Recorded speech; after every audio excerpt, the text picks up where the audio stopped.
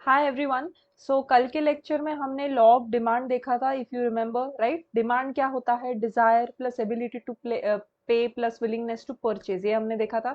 Then we saw the law of demand in yesterday's lecture, right. Demand function देखा and we saw the 10 assumptions to the law of demand. मतलब क्या क्या था उसमें कि कौन सी चीजें कांस्टेंट रहेगी, डिमांड और प्राइस सिर्फ चेंज होगा। क्या क्या? कंज्यूमर का इनकम, कंज्यूमर के प्रेफरेंसेस, उसका फैशन, प्राइस रिलेटेड गुड्स, मतलब प्राइस ऑफ रिलेटेड गुड्स मतलब सब्सटीट्यूट्स कॉम्प्लीमेंट्स के बारे में, उनके प्राइसेस भी फिक्स्ड रहने चाहिए। Future changes in prices, population में age, size and sex ratio constant होना चाहिए। जो रेंज ऑफ गुड्स अवेलेबल है कंज्यूमर्स को वो कांस्टेंट होने चाहिए। इनकम और वेल्थ का डिस्ट्रीब्यूशन चेंज नहीं होना चाहिए। गवर्नमेंट पॉलिसी और वेदर कंडीशंस कांस्टेंट होने चाहिए। ये सब हमने देखा था अजम्पशंस में, राइट। अभी अपने को देखना है, आज जाना है exceptions to the law of demand. These four are very important exceptions जिनको हम थोड़ा सा डिटेल में आज देखेंगे, ठीक है। ओके, एक्सेप्शनल केसेस मतलब क्या? Where law of demand will not hold good. मतलब लॉ ऑफ डिमांड यहाँ पे नहीं चलेगा। नाउ लॉ ऑफ डिमांड हमें क्या बोलता है? Demand is inversely proportional to price, right. तो डिमांड जब डायरेक्टली प्रोपोर्शनल टू प्राइस हो जाएगा मतलब ही लॉ ऑफ डिमांड यहाँ पे अप्लाई नहीं हो रहा है, मतलब इनवर्स रिलेशनशिप नहीं है। फॉर एग्जाम्पल, जैसे डिमांड बढ़ेगा तो प्राइस कम होगा, ये नहीं होगा। डिमांड के साथ प्राइस मूव करेगा, मतलब डिमांड बढ़ा तो प्राइस भी बढ़ेगा, डिमांड कम हो तो प्राइस भी कम होगा, ठीक है। Now there are 4 exceptions to this, मतलब यहाँ पे लॉ ऑफ डिमांड के उल्टा जाता है। क्या क्या? First, Giffen goods.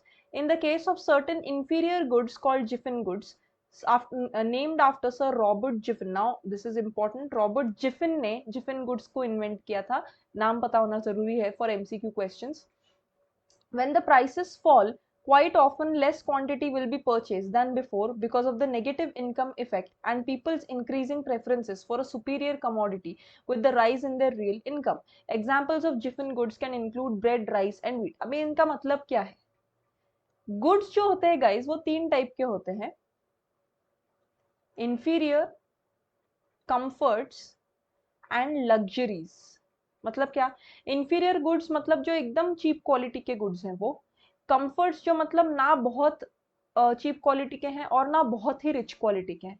And luxuries मतलब एकदम ही हाई लेवल के गुड्स, राइट। तो जिफिन गुड्स जो है वो एक टाइप के इंफीरियर गुड्स रहते हैं। इंफीरियर मतलब कम क्वालिटी के गुड्स, बुरे क्वालिटी के गुड्स, राइट। तो इसमें क्या होता है? When the prices fall often less quantity will be purchased. इसका क्या होता है? अभी आपको मालूम है किसी चीज का अगर प्राइस कम हुआ तो उसका डिमांड बढ़ना चाहिए, बराबर। बट अगर कोई इंफीरियर गुड है, जैसे अगर सपोज जो चीप रहते हैं, फॉर एग्जांपल बाजरा या जवार को बोला जा सकता है, या फिर सपोज ब्रेड, राइस, व्हीट ले लो, ये थोड़े से इंफीरियर गुड्स है, मतलब इसकी प्राइस जो है वो कम रहती है। अभी मेरा अगर बजट 100 रुपीज है, ठीक है, इसमें से अगर मैं 60 रुपीज के वेजिटेबल्स लेती हूँ और 40 रुपीज का वीट, वीट का प्राइस अगर 20 रुपए कम हो गया, मतलब 20 रुपए हो गया, तो वो जो एक्स्ट्रा 20 रुपीज है उसमें से मैं और कोई चीज खरीदूंगी या वीट ही खरीदूंगी? This is the question. Inferior goods में क्या होता है? वो बेसिक गुड्स रहते हैं जो आपको उतने ही लगते हैं जितने आप नॉर्मली कंज्यूम करते हो। तो ऐसे गुड्स में जस्ट बिकॉज उसकी प्राइस कम हो गई उसकी डिमांड नहीं बढ़ती है। तो लोग क्या करेंगे कि इसकी प्राइस अगर कम हो गई तो मेरा जो बचा हुआ पैसा था, जो सेविंग है, उससे मैं जो महंगी वाली चीज है वो और ले लूंगी। तो ये बचे हुए 20 रुपीज का भी मैं वेजिटेबल्स लूंगी एंड प्राइस कम होते हुए भी इसका डिमांड कम ही रहेगा, मतलब बढ़ेगा नहीं, कांस्टेंट रहेगा। So these are called as Giffen goods, जिसमें प्राइस कम होने पे भी डिमांड नहीं बढ़ता है, राइट। नेक्स्ट, अभी articles of snob appeal. Snob appeal मतलब क्या? रिच लोगों की चीजें जो सिर्फ पीयर प्रेशर में या फिर अपना इमेज पब्लिक में रखने के लिए ली जाती है।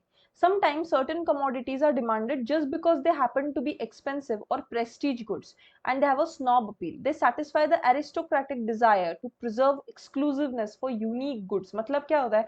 एक्सपेंसिव या जो प्रेस्टीज गुड्स रहते हैं, प्रेस्टीज गुड्स मतलब which add value to your status. For example, expensive cars, diamonds, जो सारी महंगी महंगी चीजें। तो इससे क्या होता है? स्नॉबिश पीपल कौन से रहते हैं? जो बिना वजह सिर्फ दिखावा करते हैं।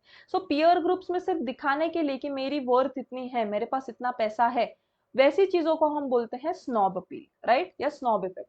तो things which are bought just for proving to others कि मेरा इमेज कितना भारी है, देखो, that is known as the snob effect. तो अभी स्नॉब इफेक्ट में क्या होता है, प्राइस ज्यादा है तो भी उसका डिमांड कम नहीं हो रहा है, डिमांड ज्यादा ही है। तो इसमें क्या होता है, जितनी ज्यादा महंगी चीज है उतना ज्यादा ये लोग, रिच लोग जाके खरीदते हैं, बिकॉज दे फील कि जितना महंगा चीज रहेगा उतना हमको ज्यादा प्रेस्टीज मिलेगा, राइट। तो यहाँ पे उल्टा है, मतलब जिफिन गुड्स में प्राइस कम है तो भी डिमांड नहीं बढ़ रहा है, और स्नॉब इफेक्ट गुड्स में या फिर प्रेस्टीज गुड्स में प्राइस ज्यादा होते हुए भी डिमांड कम नहीं हो रहा है, right. Next, speculation. When people speculate about the changes in price of a commodity in the future, they may not act according to the law of demand at present price. Say, when people are convinced that the price of a particular commodity will rise still further, they will not contract their demand with the given price rise. On the contrary, they may purchase more for the purpose of hoarding. Speculation मतलब क्या? अभी अगर ऐसी हवा लग गई कि around 56 days में कोई तो भी चीज की प्राइस कम होने वाली है, बढ़ने वाली, अगर कम होने वाली है तो लोग अभी खरीदना बंद कर देंगे, और बढ़ने वाली तो अभी से होर्डिंग शुरू कर देंगे। होर्डिंग मतलब क्या, ब्लैक मार्केटिंग, अभी से ज्यादा क्वांटिटी में लेके रख देना है। तो फिर क्या होता है, इससे प्राइस बढ़ने वाला है तो भी डिमांड कम नहीं होता है, डिमांड इसमें बढ़ रहा है। तो स्पेक्यूलेशन मतलब जो वर्ड ऑफ माउथ रेफरल से जो कोई भी इंफॉर्मेशन स्प्रेड हो जाती है, इट स्प्रेड्स लाइक फायर। तो ऐसे इसमें क्या होगा, people will start stocking upon goods. अगर उसका मालूम है कि प्राइस आगे जाके बढ़ने वाला है, मेरे को मालूम है अगर अनियंस का प्राइस बढ़ेगा तो ऑब्वियसली मैं आज थोड़े से ज्यादा लेके मेरे पास रख लूंगी। तो स्पेक्यूलेशन की वजह से प्राइस और डिमांड का रिलेशनशिप इनवर्स नहीं रह पाता है। प्राइस बढ़ रही है मालूम है तो डिमांड और बढ़ जाएगा अभी के लिए, right. Next, consumer psychological bias or illusion. When the consumer is wrongly biased against the quality of a commodity with the price change, he may contract his demand with a fall in price. मतलब क्या, अगर consumer को ऐसा लगा कि कोई चीज की कीमत अगर गिर रही है मतलब उसकी क्वालिटी खराब है, अगर ऐसा लगा तो कंज्यूमर अपने दिमाग से एक इल्यूजन क्रिएट हो जाएगा उसको कि अगर कीमत गिर रही है मतलब इसकी ना क्वालिटी खराब हो रही है, मेरे को ये प्रोडक्ट नहीं लेना चाहिए। तो फिर अपन क्या करेंगे, we will buy another product जो महंगा रहेगा। तो इसमें भी वापस देखो, प्राइस कम हो रहा है तो भी डिमांड कांस्टेंट है, राइट। अभी एक और चीज देखते हैं आज गाइस अपन, जो आपके बुक्स में नहीं दिया हुआ है।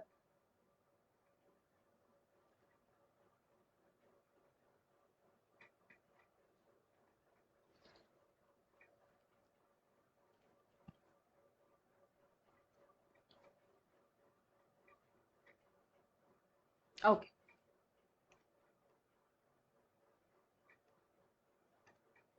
Okay, let us see now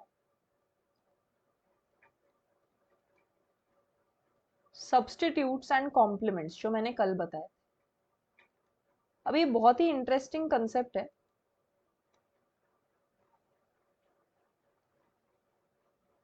substitutes मतलब ऐसे गुड्स जिसको आपको एक ऑप्शन रहता है खरीदने के लिए, अगर एक गुड नहीं मिला तो दूसरा। कॉम्प्लीमेंट्स मतलब दे गो हैंड इन हैंड। इसमें हम एग्जांपल क्या लेंगे सब्स्टिट्यूट्स में, टी एंड कॉफी, क्योंकि टी होगा, एक एक टाइम पे आप या तो टी पी सकते हो या कॉफी। और यहाँ पे हम एग्जांपल लेंगे इंक और पेन का, ठीक है। यहाँ पे अभी ले लेंगे हम डिमांड एंड प्राइस, और देखते हैं डिमांड और प्राइस कैसे मूव होगा इसमें।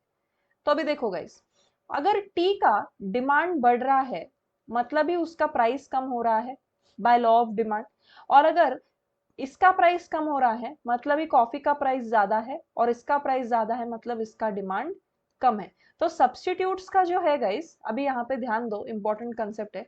सब्स्टिट्यूट्स में the demand for both the products go in opposite directions, right, and the demand of one and the price of another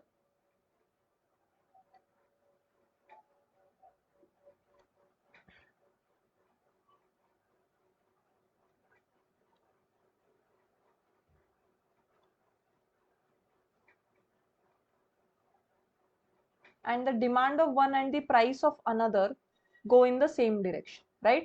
तो अभी देखो ये जो है ये ऑपोजिट डायरेक्शन में जाएगा, ये जो है वो सेम डायरेक्शन में। So demand of goods opposite direction में जाएगा, और यहाँ पे demand of one and price of second will go in same direction. तो आपको क्वेश्चंस कैसे आते हैं कि अगर टी का प्राइस बढ़ा तो कॉफी के डिमांड पे क्या फर्क पड़ेगा। अगर टी का प्राइस बढ़ रहा है मतलब ही टी का, अभी देखो प्राइस जो है वो वापस ऑपोजिट डायरेक्शन में, डिमांड भी ऑपोजिट डायरेक्शन में जाता है। तो अगर टी का प्राइस बढ़ रहा है तो कॉफी का प्राइस कम हो रहा है, टी का डिमांड बढ़ रहा है तो कॉफी का प्राइस बढ़ रहा है। So demand and price go in the same direction, but demand demand दोनों का प्राइस एक डायरेक्शन में जाएगा, बट एक का डिमांड दूसरे का प्राइस सेम डायरेक्शन में जाएगा। समझ में आया। तो डिमांड और प्राइस अगर हम कंपेयर करेंगे ऑपोजिट डायरेक्शन में जाएगा, एक का डिमांड दूसरे का प्राइस सेम डायरेक्शन में जाएगा। अभी देखते हैं इंक और पेन में क्या होगा। अभी ये जो एक साथ जाते हैं तो दोनों का जो डिमांड है वो डिमांड और प्राइस एक साथ ही मूव करेगा। तो मतलब अगर इंक का डिमांड बढ़ रहा है तो पेन का भी बढ़ेगा, मतलब दोनों की ही प्राइस कम होगी। तो अभी इसमें क्या होता है गाइस, ये देखो डिमांड और price will go in same direction and demand of one and price of another will go in opposite direction. तो यहाँ पे उल्टा हो गया। सो डिमांड और price of both same direction, demand एक का और प्राइस दूसरे का ऑपोजिट डायरेक्शन। मतलब सब्स्टिट्यूट्स और कॉम्प्लीमेंट्स एकदम ऑपोजिट रहते हैं एक दूसरे के। तो यहाँ पे देखो ना, टी का डिमांड और कॉफी का डिमांड उल्टा जा रहा था, बट यहाँ पे इंक और पेन का डिमांड सेम जा रहा है। यहाँ पे टी का डिमांड और कॉफी का प्राइस सेम जा रहा है, यहाँ पे इंक का डिमांड और पेन का प्राइस उल्टा जा रहा है। तो एक आपको याद हो जाएगा तो दूसरा ऑटोमेटिकली लर्न हो जाएगा। इसको हम लॉजिकली भी देख सकते हैं। अभी इंक के बिना अगर पेन चल ही नहीं सकता है तो इंक की कीमत बढ़ी तो ऑटोमेटिकली पेन भी महंगा होगा। कार की कीमत बढ़ेगी तो पेट्रोल का भी कीमत बढ़ेगा, पेट्रोल का कीमत बढ़ेगा तो कार का भी कीमत बढ़ेगा। तो ये कॉम्प्लीमेंट्स एक साथ जाएंगे। टी कॉफी में अगर मेरे को मालूम है, सपोज मैं पार्ले जी और टाइगर बिस्किट ले रही हूँ, टाइगर बिस्किट की कीमत अगर बढ़ गई तो मैं automatically I will switch to the cheaper option which is Parle G. Right, clear है सब्स्टिट्यूट्स और कॉम्प्लीमेंट्स। राइट, तो अभी के लिए गाइज अपना डिमांड का जो पार्ट है वो खत्म हो गया है। We'll stop here for today. Please revise all this guys and next lecture से फिर अभी अपन लॉ ऑफ सप्लाई स्टार्ट करेंगे। अभी तक हम कंज्यूमर के एंगल से सारी चीजें देख रहे थे, अभी सप्लायर के एंगल से, सेलर के एंगल से देखेंगे, उसको बोलते हैं अपन law of supply. Will see that in the next lecture.